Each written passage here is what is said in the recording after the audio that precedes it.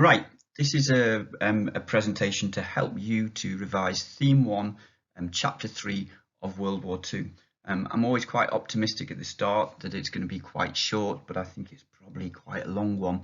And obviously your job will be to pick and choose the things that are most relevant and useful to you.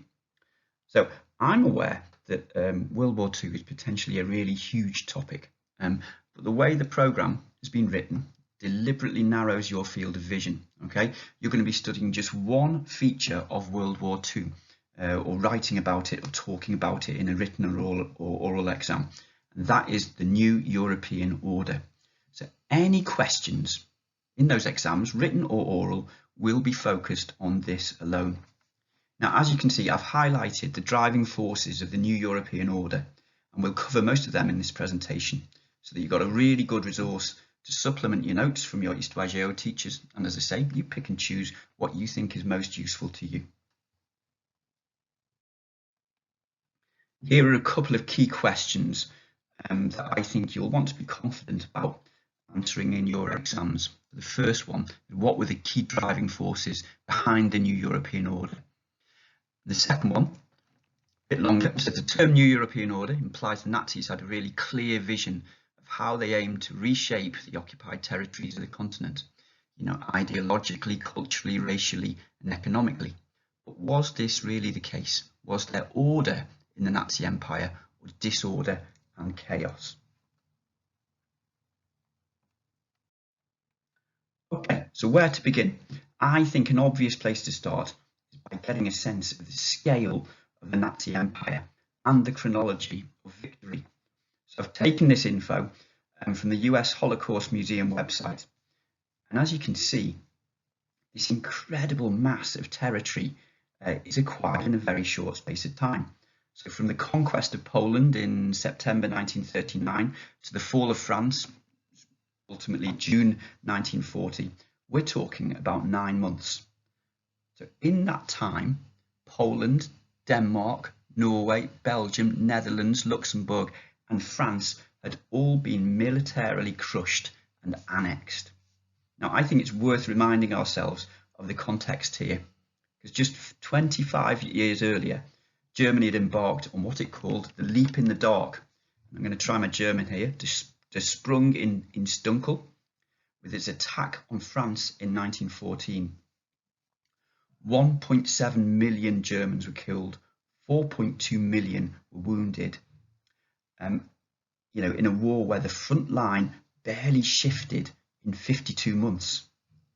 So what happened here between 1939 and 1940 was diametrically opposed to that recent memory of the Great War of 1914-1918. Now, why is this significant? Well, I think Mark Mazower, the historian, you've got his book, puts it rather well.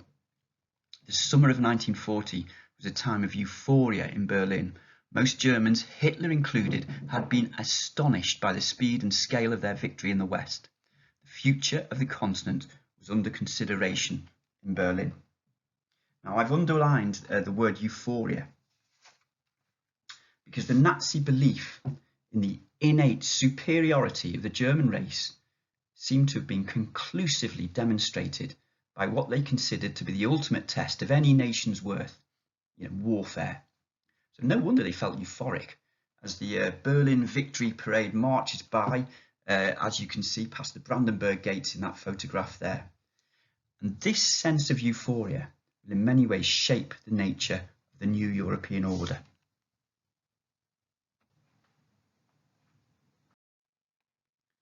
And there's little wonder that this belief in German dominance as part of the natural order of things was shared by significant right-wing and fascist elements amongst the defeated nations.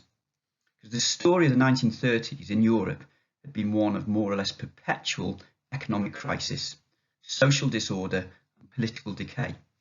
You only have to look at the long list of nation states which turned their backs on the democratic model and embraced authoritarianism in the 1920s and 1930s to know that that Wilsonian dream, spawned at the Versailles Conference, the dream of making the world safe for democracy, had ended in abject failure. And the other story of the 1930s had been the economic miracle in Nazi Germany. So for those who identified with the totalitarian model, the Nazis appeared to possess the ingredients for national regeneration. Now, by June 1940, German military power was de facto the new European order. But the Nazis also appeared to be offering a political framework for Europe, a new Europe, which many found to be both credible and incredibly attractive. Look at some of the policies they proposed here for the new European order, and you might find some of them to be very familiar.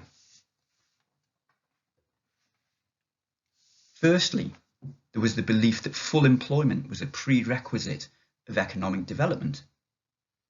That sounds a bit like Keynesianism, doesn't it? The model that is adopted, across the Western world after 1945. Secondly, the desire for currency stability through fixed currencies set against a gold standard Reichsmark. Well, as you know, this policy would be mirrored after World War II at the Bretton Woods Conference with the Bretton Woods system and the gold standard dollar. Then there's another one, the creation of a vast single market for farmers. The Nazis would call this the Grossraum, with remunerative prices for farmers. Well, that sounds remarkably familiar, similar to the EEC's common market and common agricultural policy. Those would be the core European policies of the 1950s. And so too, familiar too, is the proposal that the new European order would flex its muscles on the world by operating as a trade bloc.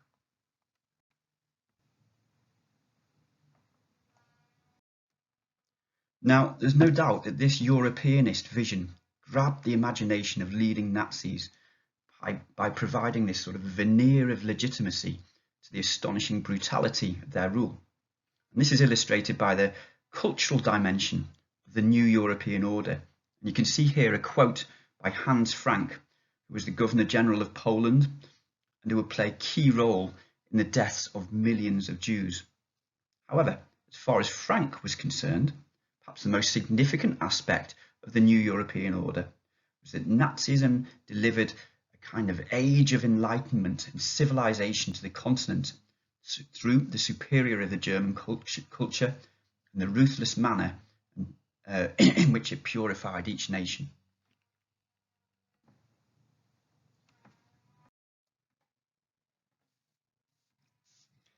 Now you can see here similarly enthusiastic Europeanist sentiments expressed by none other than Joseph Goebbels, the propaganda minister, through initiatives such as the New European Writers' Union, which aimed to spread the quintessential Nazi doctrine across Europe, that of anti-Semitic nationalism, totalitarian state worship, and of course submission to the natural authority of the German race. And this would be spread through the literary talents of each nation state. You can see here a quote from Goebbels saying, "Every great writer in Europe has a circle of followers, and we must win them over through the writer."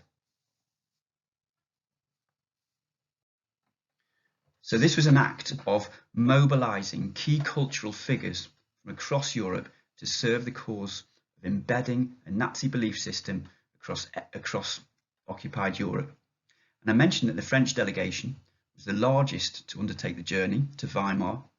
The two outstanding writers of this group were Robert Brasillac, who would be tried and executed ultimately in 1945, and Dreux La Rochelle, who committed suicide in 1945.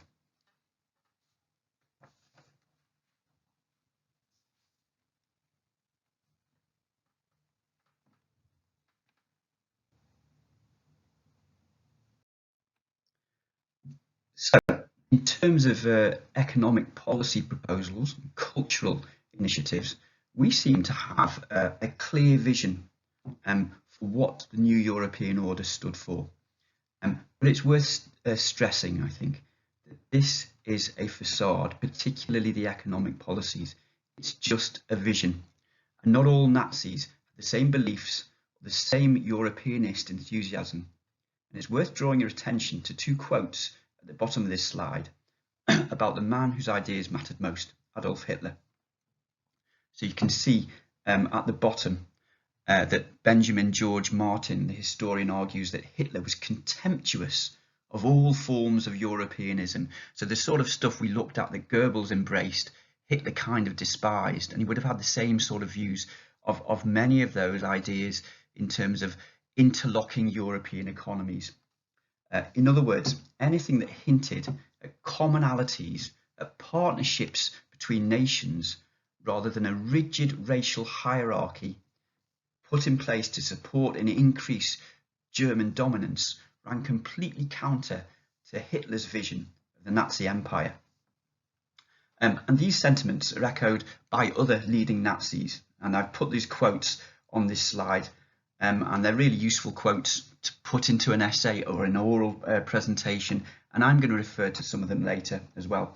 So you've got Robert Ley, the leader of the German Labour Front in 1940, saying a lower race needs less food, less clothes, and less culture than a high race.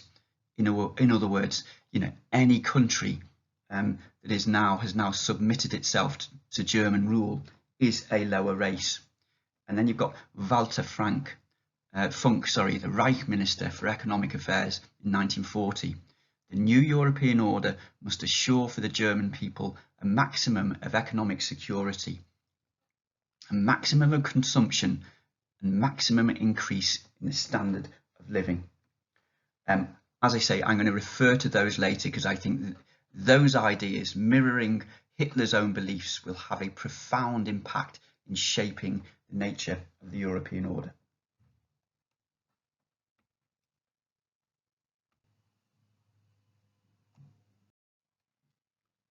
So, what was the true nature of the new European order?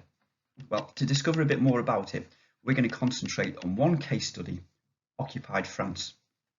And here's an excellent quote from Ian Ousby, historian in his study of France under occupation. And he appears to completely reject the idea of coherence and a structured framework in the new European order. So as you can see, Ousby says, few, if any, periods of modern French history have seen less order. France had fallen victim not to a master plan, but to short-term expedients, which grew increasingly brutal in the course of the occupation. Most were at root economic. So that's something to bear in mind when we're thinking about the nature of the new European order, order or disorder, and indeed the driving forces of it.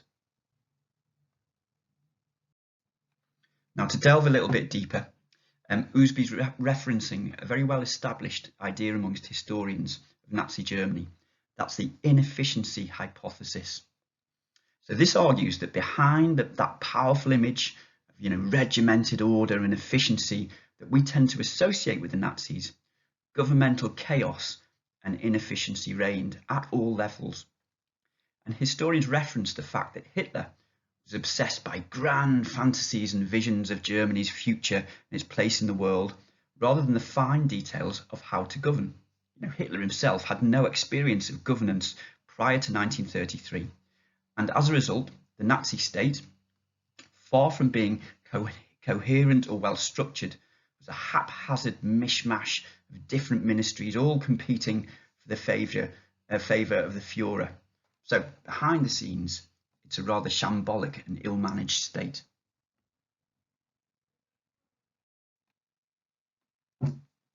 So how does this sense of disorder and chaos manifest in the occupation of France?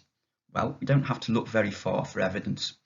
Okay, France was paying a daily occupation cost to Nazi Germany of 20 million Reichmarks.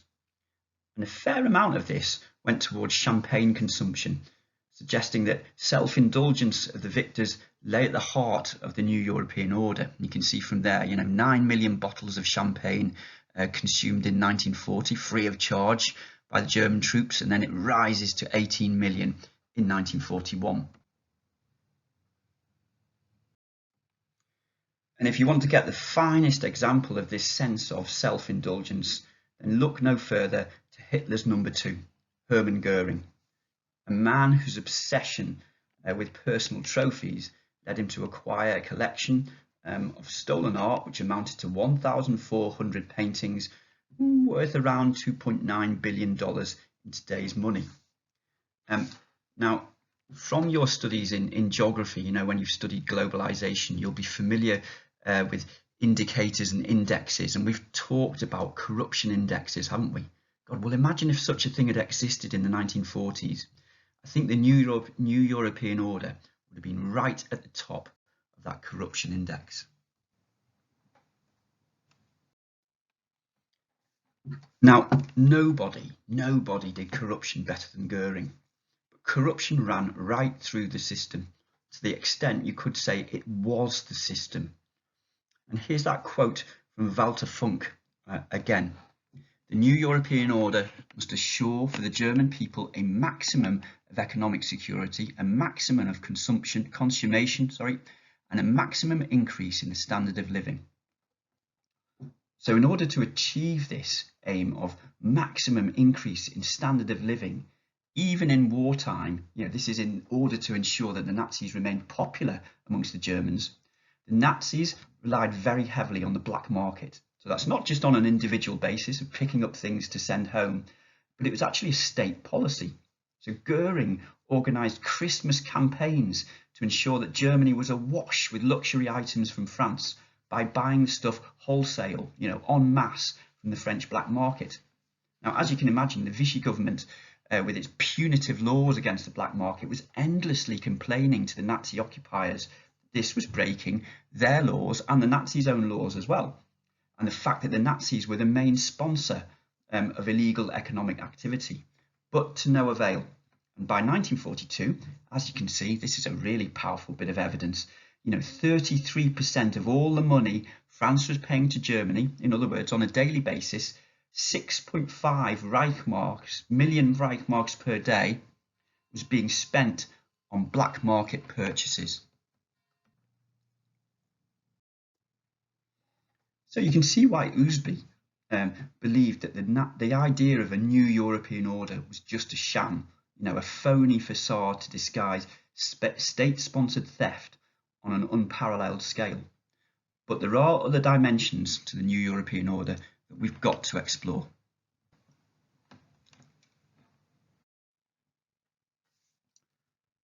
Okay, firstly, there are the occupation costs themselves.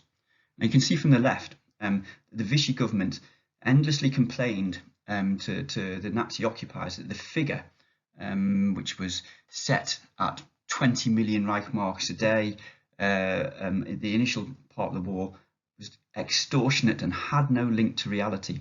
But the fact is that the Reich Finance Ministry is one of the few examples of efficiency amongst all of that governmental chaos, had done its homework.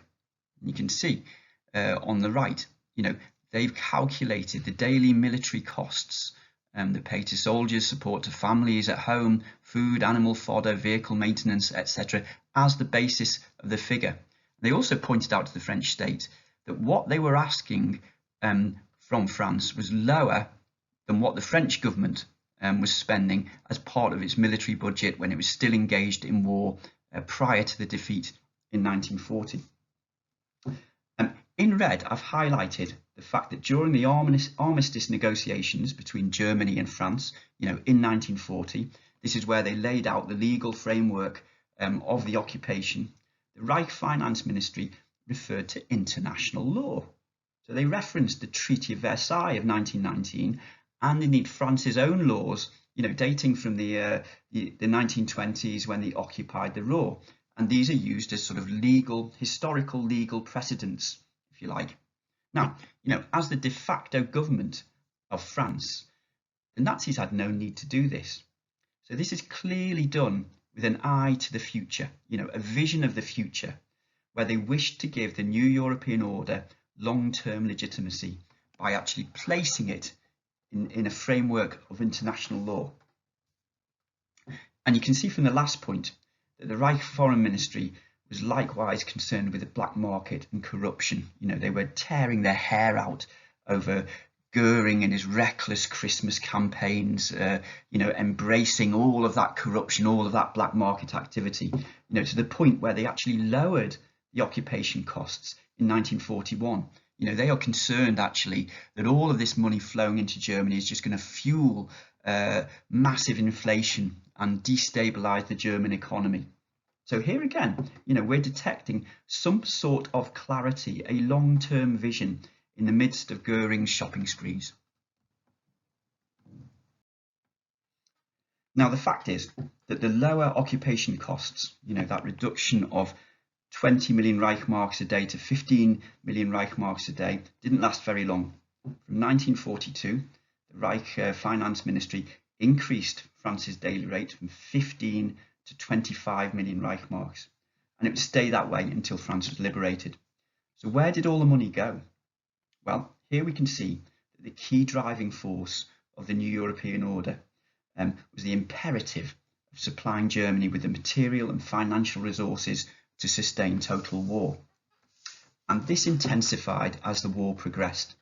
France, as the most important economy in the new European order, had to bear the greatest burden, and it contributed around 11% of Germany's gross national income in order to finance what the Nazis would call the Nazi crusade against Bolshevism through its war against the Soviet Union, and vast projects such as the construction of the Atlantic Wall, that great concrete belt of heavy artillery stretching from the Netherlands down to the Pyrenees in order to keep the United States and Britain at bay.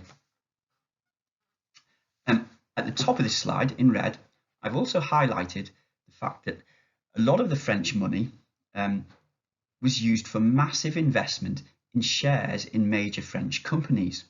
So again, here is evidence of a long-term strategy for the new European order. In other words, this is an act of ensuring the control of all French European industries, and this will be repeated across other European countries. So all major European industries would be in German hands after the war, and so too would the profits. So that's an economic strategy for ensuring long-term German dominance over a post-war European economy.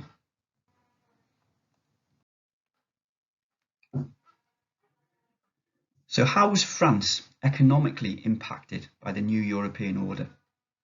Well, we can see from this slide that Robert Lay's vision of the new European order, in which occupied nations were essentially slave states to their German masters, that played a key role. Far from creating that gross realm, that single market of interconnected economies, this is very much a one-way street. Wealth and resources flowed endlessly from France to Germany.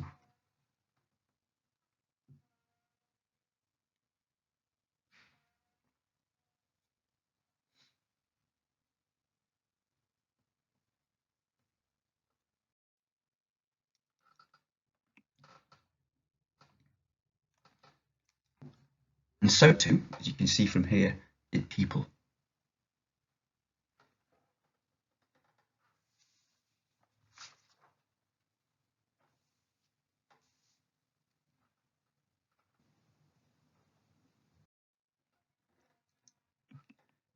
Okay, so we've come to the final part of this presentation, the final and most significant driving force of the new European order, the pursuit of racial purification through genocide. If you're looking for credible evidence that the new European order had a single coherent vision of itself, it is here.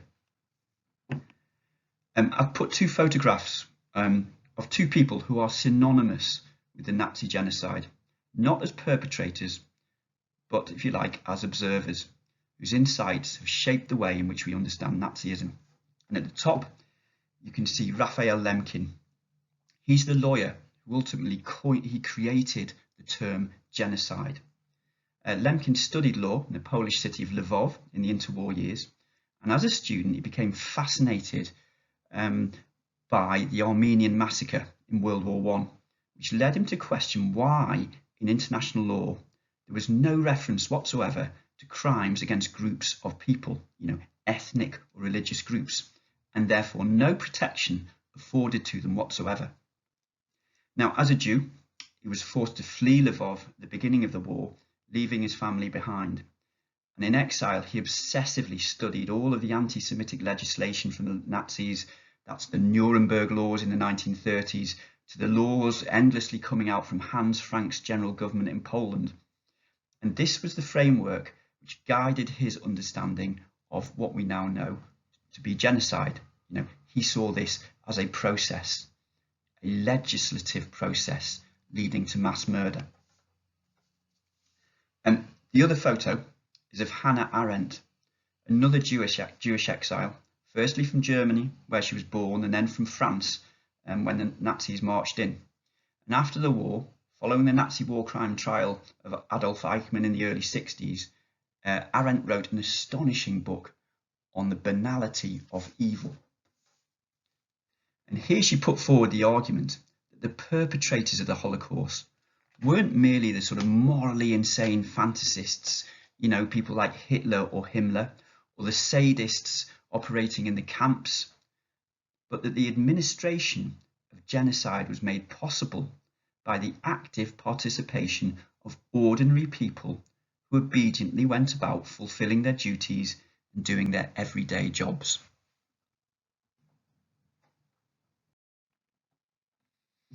Now, this is a chilling idea, and there are two quotes here by historians who mirror Arendt's argument. You can see Dan Stone saying the pulse behind the final solution was not racial urges, but rather rational planning by bureaucrats, technocrats, and statisticians. And then in Hilberg's work, Perpetrators, Victims and Bystanders, said perpetrators included not only those who did the killing, but the European-wide army of bureaucrats who stamped, defined, counted, processed, regulated, supplied, scheduled and administered murder on such a scale, from those who guarded the trains to those who disposed of Jewish bank accounts. I've included these quotes here because I think if we're looking for the order, that word order, in the new European order, as opposed to the disorder, the chaos, the corruption, perhaps the short-termism, etc., that we've already looked at, you will find that order here in the single-minded clarity of the Nazi genocide. Now you can see from this slide that the genocide is rooted in law, and this requires an army of lawyers, legislators and bureaucrats. And you can also see that the anti-Semitic laws in France mirrored the anti-Semitic laws, the Nuremberg laws of Nazi Germany, in the way that they progressively marginalised, asset stripped and dehumanised Jews in France.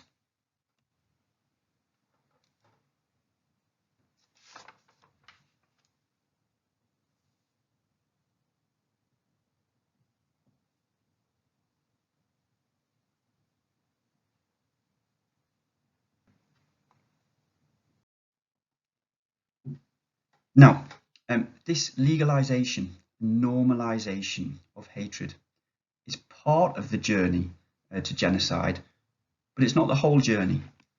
And historian Christopher Browning wonders at what point the Nazis reached their point of no return. In other words, when did they commit themselves to going far beyond the frontier of anti-Semitic persecution by actually committing vast resources to the program of mass extermination? And as you can see from the quote on the left, that we return once more to that word, euphoria, and how it shaped the nature of the new European order. This time, the victory euphoria, that sense of invincibility and invulnerability and a sense of posterity was triggered by the scale and speed of the German advances into the Soviet Union. And this territory in the east, in Hitler's mind, was to become Germany's Lebensraum, its Garden of Eden, as Hitler called it. And the purity of the Aryans who inhabited it, would inhabit it, could only be protected by eradicating all possible threats.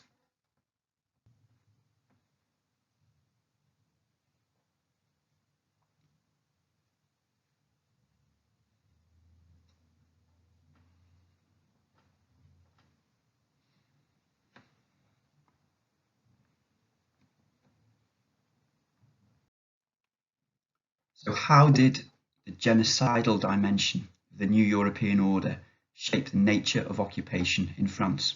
Well, I'm going to stop talking here and I'll leave you to read the final 2 slides of this presentation, and I hope it was useful.